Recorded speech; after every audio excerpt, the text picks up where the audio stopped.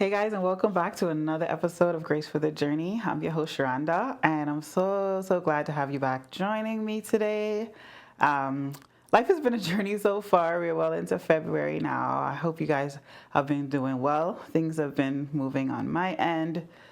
We just keep moving, whatever's happening, we just keep going and we just keep flowing. I'm actually starting to enjoy this platform. I'm starting to enjoy talking. At first, I thought I was like completely introverted and would absolutely, hate just chatting. I didn't understand how podcasts, especially the ones that didn't have guests, or at least when they didn't have guests, I was like, how do people just keep talking and just keep talking? But it's actually been fun. It's been very therapeutic, if I would say, just to be able to talk. And I have some experience talking without getting responses. My husband has given me some experience with that, so should be quite used to it by now. But anyway, we'll get right into it. So, last week we talked about vulnerability. So, the last episode was on vulnerability, just being able to be open and being able to share things with people that you trust so that you can get better, and just being able to experience life with other people, to be able to understand people on a different level, help them understand you on a different level. It just makes life better, being able to be vulnerable with the right people. So today I get to practice what I preach. So I get to be vulnerable with you guys. Some of you may know me already and may know some of the things that I may have been through. But the whole point of the next few episodes will be to get to know me a little better and to get to understand why I am so passionate about seeing people overcome and seeing people on the next side of their story. Before, I just thought, like, if I went through something, it's just about me. I didn't see the need to share it with anybody. I didn't want to share it with anybody. I just wanted to be private. But there's just power in sharing your story, because you really don't know what other people are going through, because other people may be taking that same approach, right? Just keeping it all in. And you never know. Some you might not feel like you've arrived. I remember I learned this a few years back. You may not feel like you've gotten to where you need to go. And of course, if life is a journey, you haven't gotten to where you need to go. You'll never get there, because there'll still be someplace else to go. But there's somebody that is waiting to get to where you are right now. And there's somebody that's waiting to hear your story that has now become your memory, right?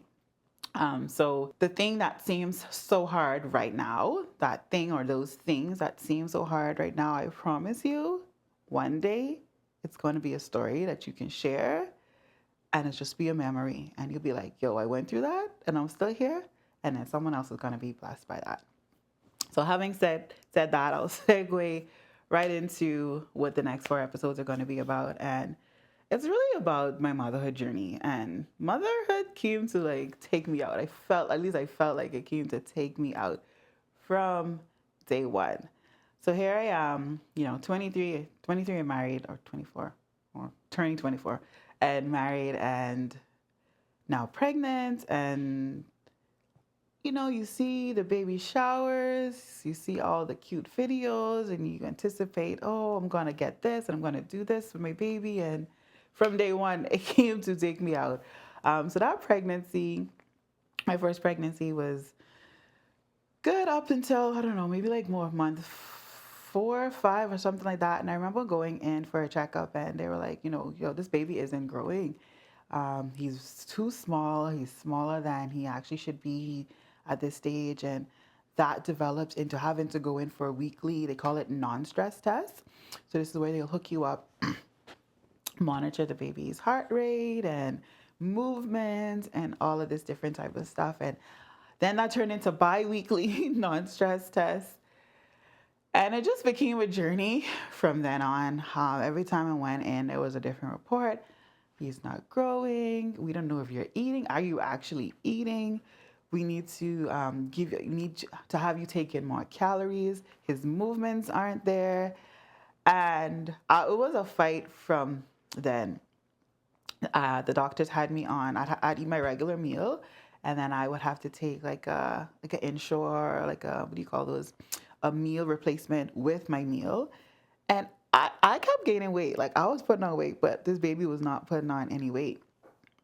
And this went on for a few months and a few months until one day I just went in and they were like, and I'm already dealing with the normal stages of pregnancy, like the slowing down, the weight gain, the just feeling tired. I'm already dealing with that. And I remember I went in and the doctor was like, I am just not um, so pleased with this progress. And sometimes the babies thrive better if we deliver them early.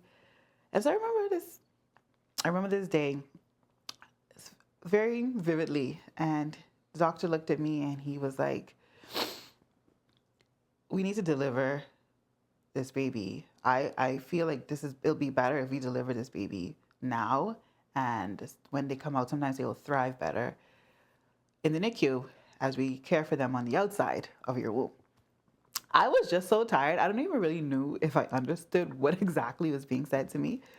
But through the pregnancy, being tired, and I was at 33 weeks, I think, at this time. I was just like, okay, whatever. Do you think it's best? If you think it's best, and I like a lot of medical shows. So I remember asking him. I remember asking the nurse. Sorry, after he left, I'm like, is he just trying to get more money? Because you see these shows where they opt for. Actually, I'm jumping the gun a little bit. Let me retract. So when this happened, now they decided to try to induce labor. So they tried to induce labor, but using the medication they normally do for that. And when that happened, the baby's heart beat started to slow down, started to drop. And he said, this isn't working the way we anticipate because of his size and because of whatever's going on with them. We gonna have a C-section. You're gonna have to have a C-section. And based on all the medical shows and all the stories and all the stuff I had heard, I, had in my mind that they only do C-sections because to get more money. These doctors force C-sections on their patients. So I remember when the doctor left the room, I asked the nurse, does this baby really need a C-section, do you think, in your opinion? Do I have to have a C-section or is this doctor just trying to get more money? And she laughed and she's like, no, he's one of the best doctors around. And she gave me some stats and I was reassured. And, we went on. But I still didn't understand exactly what was about to take place. He said to me, or they said to me, the team now said, once we deliver, we keep the baby for a little while until closer to the time that they were going to deliver. They stay with us. And they say it so sweetly and so nicely. And then it hit me that I was about to walk out of the hospital without my baby and he was going to be there for like a month and I had to come back and forth. Like it didn't click at all. I was just like, oh yeah, I'm going to offload this load right now and I'll be good. I'll be back to normal. It did not hit at all. And I remember, going through that surgery. Surgery went well. Everything went well. And then reality really started to sink in. You see the stories, you watch the movies where mommy gives birth, baby goes on mommy's chest, they bond, they cry, she starts to nurse it, like all this. None of it was my reality. Like none of it was at all. Um, they whisked baby out straight to the NICU. My husband went with them, so here I'm still there, getting stitched up, just lying on this table, and then I go to the room, and there's no baby in there. And I remember, the rounds of medication starts, the rounds of doctors coming in, they start, and then they bring me this pump, this double motor pump, and we're like, okay, we need you to pump every 3 hours because this baby is a premature and he needs to supply it with breast milk because it's going to be the best thing to help them grow and blah, blah, blah. And I was so detached from what I thought my motherhood moment would look like. I was literally shattered. Like, I don't get a baby in this room. You just bring me this pump. And that pump hurt. And it was loud. And it was not like a baby. It was like, and in that moment, it was the worst thing ever. And thinking back about it now, about when I think about the other things that I'd experienced, like it was nothing really. But in that moment, it was like, this is so hard. Like I don't even get to hold my baby. I don't even get to, do anything. So I think 2 to 3, maybe 2 days later, I now am able to go to the NICU. So my husband had seen the baby. A close friend had come. She got to see the baby. And I now get to go up. And he was so small. He was in this incubator. And my husband was the one that was more familiar with babies. I didn't know anything about changing diapers really or anything regarding how to handle. And I was just like shocked because baby was so small. It looked so hard, like so hard to touch. Like, how am I going to maneuver this kid in this incubator? And I remember the nurse was like, "Do you want to hold him?" I'm like, I don't know. I don't even know how to hold him. We used to literally hold him, if you can see me, like this. Like his head would fit right there. It was like he was just so tiny. He was born 3 pounds, 4 ounces, and that began the hardest month of my life until it wasn't. So, I got used to being in the NICU, got used to this pumping thing, bringing milk back and forth, holding him. They got me, I must give God thanks though, because he was small, but he was thriving. Because there's different levels to the NICU. I mean, I've gotten quite familiar with the different levels of the NICU. And he was in the section where the babies were good. They just needed to put on weight, be eating by themselves before they could be discharged, right? It had to be 4 pounds, 5 ounces at that hospital before they could be able to leave. And so the next month became a cycle of pumping at home, bringing milk in, holding baby boy, staying for a bit, crying, leaving, going back home crying. Like it was just a whole like, how am I leaving this hospital? How did I actually leave this hospital and left my child that I gave birth that was inside of me, and I just left them in this hospital. Every night, that particular hospital would do weigh-ins. So they'd weigh the kid, and so you can call it midnight. You could call it any time to check on them, but at midnight would be the best time to call and see, so how's he doing today? And how much does he weigh? Because, we're counting. We're like, okay, this is how much he is. Okay, we have this amount of time left, this amount of time left. So it began this journey of, I just want my baby home. I just want my baby home. And it was so hard to be going back and forth and back and forth in that moment, at least. It felt like the worst thing ever. So guess what? Eventually he came home. And I had to now mother, and we had to figure it out.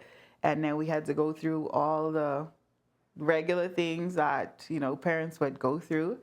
But we did have to, for I think about a month or two, because he was premature, they recommend OT and PT and certain modalities like that to make sure that he didn't fall behind and he was up to par.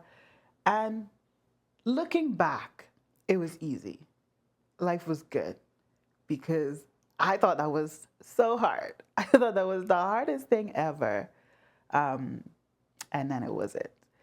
Then I fast forward to 16 months later, 19 months, 16 months later. So now I'm giving birth to my second child, and things are great again. This pregnancy is better. No one's saying anything about baby being too small, anything like that. And guess what? We make it to full term. And that was my prayer. Like, this baby's going to be full term. This baby has to be full term. So we make it to full term. And her due date was actually Christmas Day. And because I had a previous C-section, we were torn between, do we go natural birth? We as in the team, do we go natural birth or do we have another C-section? And so I remember one of the midwives actually saying to me, you can try for natural. It's not highly recommended, but you can try, but you'll have to more than likely go beyond your due date. And I remember the due date being Christmas. I was like, you know what? There's a little fear of the unknown. I know what a C-section feels like, and I don't know what a natural birth feels like, so let's go with the C-section. And so when she was born on 22nd of December, and I'm thinking this is gonna be my baby that sits on my chest, comes in the room with me, and I get to have this full-on motherhood experience. And yeah, no, it wasn't. So now she's born, and I remember them saying again, very vividly, baby is doing good, but sometimes when babies are smaller in size and we have a C-section. They need a little bit of help. That's how they say it. They need a little bit of help. So we're going to take her up to the NICU to get a little bit of help, meaning oxygen, needed oxygen. And I was like, I mean, what am I going to say? I'm cut open. I was just like, oh, okay. But here I am once again, thinking it's going to be very quick. This one was quicker though. But one thing with that, I don't know if it's all hospitals or all hospitals in Florida where they were born. Once you entered the NICU, no matter what you came in for, you had to remain at that time. You had to remain in for 3 days because there were these tests they would automatically run, and it would take 3 days to get the results back or something like that. And so she was already automatically going to be in there for 3 days. So while things were better, she was healthy, she was good.